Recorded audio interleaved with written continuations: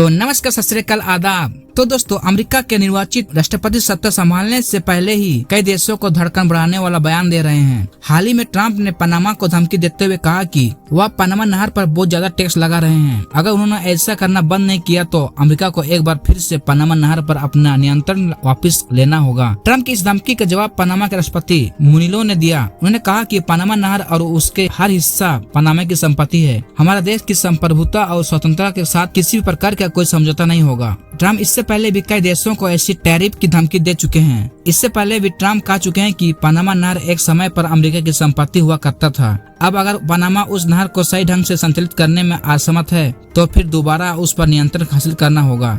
यही नहीं, ट्रंप ने पनामा में चीन निवेश का जिक्र करते हुए कहा कि पनामा गलत हाथों में चला गया है। इसको लेकर अमेरिका के निर्वाचित राष्ट्रपति डोनाल्ड ट्रंप की ओर से पनामा नहर पर दी गई धमकी का चीन ने विरोध किया है।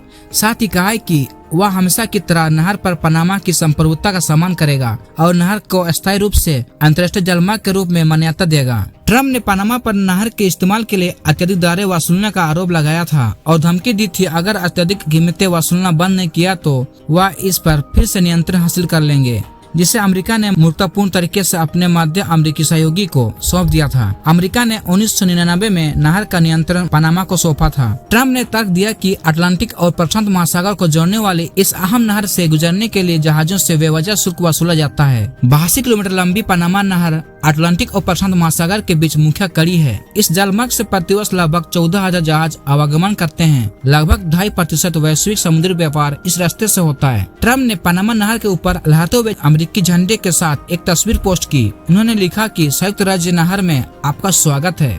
इससे तय हो गया कि वह नहर को गलत हाथों में नहीं पड़ने देंगे। पनामा नहर 82 किलोमीटर लंबा जलमार्ग है जो अटलांटिक महासागर को प्रशांत महासागर से जोड़ता है। पनामा नहर का शॉर्टकट अटलांटिक और प्रशांत महासागर के बीच जहाजों की यात्रा समय को बहुत कम कर देता है। 18वीं सदी में फ्रांस ने पनामा के दोनों हिस्सों को काट कर नहर बनाने का काम शुरू किया था, लेकिन उस समय के हिसाब से यह करना आसान नहीं था, इसलिए फ्रांस इस काम को अंजाम देने से पहले असफल हो गया। 1900 के दशक में अमेरिका ने इसका निर्माण कार्य शुरू किया। 1914 में इस नहर को सार्वजनिक तौर पर खोल दिया गया। तब से लेकर 1977 तक इस नहर का पूरा नियंत्रण अमेरिका के पास ही रहा।